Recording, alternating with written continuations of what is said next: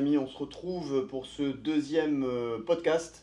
Aujourd'hui, on va parler un petit peu d'une journée type dans cette prépa pré-games. Et puis ben voilà, Tom va nous décrire un petit peu la journée type. On va vous expliquer ce qu'on fait, à quel moment, quel timing, les raisons, et on va dérouler tout ça tranquillement avec vous. Bah alors tout d'abord on va commencer par le réveil. On va se lever aux alentours de 6h, 6h30.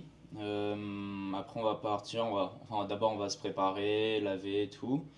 On va descendre en bas au buffet. Chacun va prendre un peu son petit déjeuner qu'il aime. Moi ça va plutôt être patates, œufs, avec un peu de granola et choses comme ça. Dame, toi c'est... Ouais, c'est similaire, un petit peu d'avoine, granola et puis des œufs. Après, il faut dire qu'on est bien loti dans cet hôtel-là, hein, c'est un Hilton. On a un buffet où il y a quand même pas mal de choix. Et alors, bah, comme d'habitude, hein, on a déjà évoqué le sujet précédemment, mais il y a du choix healthy, il y a du choix plus de sucré, de choses comme ça. Mais c'est vrai on a le choix au niveau des œufs. Des fois, c'est des œufs brouillés, des fois, c'est des omelettes. Il y a de la pomme de terre, on a les granolas, on a selon le matin aussi des oatmeal, des chia pudding, le café, etc. Plusieurs types de café, hein, du café, ce qu'ils appellent robuste, Ouais, là, le café un robuste, peu un fort. peu plus fort, café vraiment très sucré aussi que les Américains boivent. Après le petit déjeuner, on remonte dans la chambre, on chope nos affaires de CrossFit et après on prend la voiture pour aller à CrossFit Azo. On a à peu près 7 minutes de route. Mm. Elle est vraiment pas loin la salle. Là on est arrivé à l'entraînement hier. On était plus sur une séance type haltéro. On est monté en gamme un peu au clean and jerk, du power clean et split jerk. Monté vers 120 kg histoire que ce soit un ressenti lourd mais pas vraiment. Plus du travail un peu sur le jerk et sur la puissance. Et après on a fait un peu de front squat mais juste pour les premières barres que j'allais passer au max clean and jerk. Dame, explique-nous un petit peu, c'était quoi l'intérêt de cette séance? On est monté jusqu'à quel pourcentage? Voilà. Alors là, pour comprendre un petit peu l'intérêt de la séance, faut voir un peu le plan sur la semaine. Donc les premiers jours d'entraînement qu'on a filmé un petit peu, qu'on a mis en story, le but c'est plus de se mettre dans le bain, de rebouger, donc on est plus sur du travail cardiovasculaire ou du petit travail technique. Donc les WOD ont été annoncés en plus une semaine avant, donc ça nous permet déjà de cibler un peu nos entraînements. Donc voilà, et plus on avance proche de la compète, et plus on va monter en intensité, mais les séances sont très courtes. Donc là, la séance qu'on vous décrit, c'est une séance en deux parties. Une première partie le matin où on va faire plutôt de l'haltéro, donc avec des charges lourdes, hein, gamme au clean and jerk, on est aux alentours de 80 et quelques pourcents, parce que ben, faut habituer le corps et le réentraîner à solliciter des charges assez lourdes comme ce qu'il va faire en compète. Et là, 80% pour Tom, on est allé jusqu'à 120 kilos. Là c'est 120, Exactement. donc 120 on reste en power, donc ça veut dire Toujours bien que placé, concentré sur la technique. voilà, c'est la qualité gestuelle, l'explosivité qu'on recherche. L'idée, c'est d'aller recruter les charges, mais sans se fatiguer, mais d'aller stimuler le corps pour qu'il soit apte à tirer ces barres-là dans quelques jours.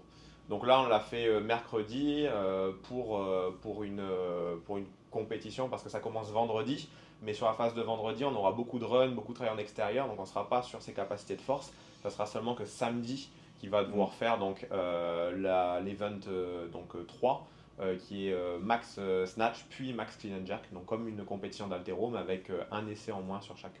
Ouais, là, c'est-à-dire que là, il y a un event, c'est vraiment pur altéro. Il va avoir deux essais pour faire son meilleur snatch et deux essais pour faire son meilleur clean and jerk.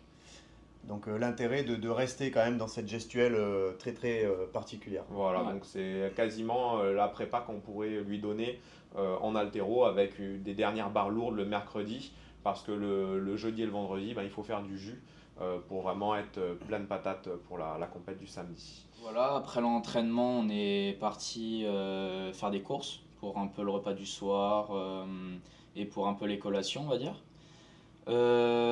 Après, on est rentré, tout le monde s'est un peu, on a mangé, tout le monde s'est un peu posé. Damien a travaillé un peu sur son ordi, Ced aussi. Et moi, c'était vraiment l'histoire de vraiment reposer, détendre après l'entraînement et relâcher un peu la pression avant de repartir pour une deuxième séance, encore à CrossFit Azo. Cette séance a été plus type cardio. On a fait un EMOM pour tester un peu tout ce qui est transition ou même des mouvements qu'on va avoir en compétition. Je pense notamment au dead ball squat clean, qui est un mouvement un peu particulier qu'on voit pas tous les jours. Travaille aussi le sled, parce qu'on va avoir un event avec du sled, et un peu de run, pour réactiver un peu sur la course, parce que mon premier event, ça va être de 2400 mètres de trail. Ouais, donc là, il faut. Alors, donc, effectivement, on va avoir de la course très spécifique, puisqu'on a une épreuve. On vous mettra les épreuves pour que vous sachiez un petit peu ce qu'il va y avoir dans la programmation. Mais on a la première épreuve qui sera en extérieur. On a un trail de 2400 mètres. Et de suite après ça, enfin, quelques minutes après ça, on va avoir un sprint sur 600 mètres avec des obstacles. Donc, c'est pour ça qu'on a travaillé un petit peu sur cette partie-là. Et pour le squat clean, aussi, la particularité, c'est que déjà, la charge va être à 150 livres pour Tom, et avec l'obligation de changer d'épaule à chaque fois. Donc c'est vrai que sur ces charges-là, en général, on reste assez confiant en restant toujours de son côté fort, mais là, il nous impose le changement d'épaule. Donc il a fallu vraiment travailler sur la posture, quoi. Exactement, ça a été travaillé de la gestuelle pour que le jour J, il n'y ait plus à réfléchir et juste envoyer la patate, quoi. Après là, le côté compliqué on va dire, de cette préparation, bah, on n'est pas déjà dans notre salle avec le matériel qu'on a l'habitude. Pour le coup, là, Coconut, on serait bien parce qu'on a les charges nécessaires pour travailler jusqu'à 150. Là, dans la salle où on est, en gros, on a je crois qu'un sac de sable, donc c'est même pas un 10 ball, c'est un sandbag. Et ça ressemble plus à un sac qu'à un sandbag. Et il monte à 60 livres. Donc, voilà, vous allez voir les images. De toute manière, on a essayé de bidouiller quelque chose, l'élastique part. Donc là, c'est vraiment, faut s'adapter à la situation. On n'a pas le matériel pour. Là, il faut avoir quand même le mental de se dire le jour J, j'ai pas testé ce mouvement-là. Alors, en train de la travailler en prépa, bien entendu. Mais là, l'idée, ça va être de performer avec. Ça va être un format sprint, hein, donc avec des charges très lourdes. Je pense que ça va être assez compliqué. Et donc là, on n'a pas le matériel pour. Donc c'est le côté un peu déplacement qui est un peu moins, on va dire, un peu moins simple à gérer. Ouais. Parce qu'on n'est pas sur notre matériel, et puis on doit se débrouiller à trouver des équivalences. Là, on voulait faire donc un MOM. Après, la programmation, elle fluctue en fonction des ressentis de Tom. Donc là, il se sentait bien sur la force le matin. Il fait une super partie altéro. Ouais. Par contre, sur le cardio, il sentait qu'il avait besoin encore d'activer. Et donc là, l'idée, c'était de partir sur un MOM pour solliciter un peu le cardio et travailler les mouvements dedans. Mais au final, il y avait tellement de monde parce que je ne sais pas si on a des images, mais là, il y avait réellement toute l'équipe française, donc le staff français au complet. Il y avait les Brésiliens, il y avait. Il commençait à y avoir vraiment beaucoup de monde dans la salle, quoi. Il y avait énormément de monde, donc moins de matériel. Donc voilà, là c'était un peu compliqué, sans compter les adhérents de la boxe. Donc c'est bien parce qu'on rencontre plein de gens et qu'il y a une bonne ambiance. Mais par contre, pour la prépa, c'est beaucoup plus compliqué. Donc voilà, c'est un peu comme à Coconut en après-midi de rush où il y a les classes et beaucoup de monde en open et que c'est dur de se faire une place. Donc voilà, bon, malgré tout, on a réussi quand même à. Ouais. Après, on a réussi, une fois que certains groupes sont partis, on a aussi voulu travailler, faire du travail très spécifique par rapport à un WOD qu'il va y avoir. C'est un WOD où on va avoir du sprint au sled enchaîné avec du handstand walk. Et ce WOD-là, il va être en 3 phases éliminatoires. Donc il va y avoir une première phase où tous les athlètes passent, on garde les 15 meilleurs.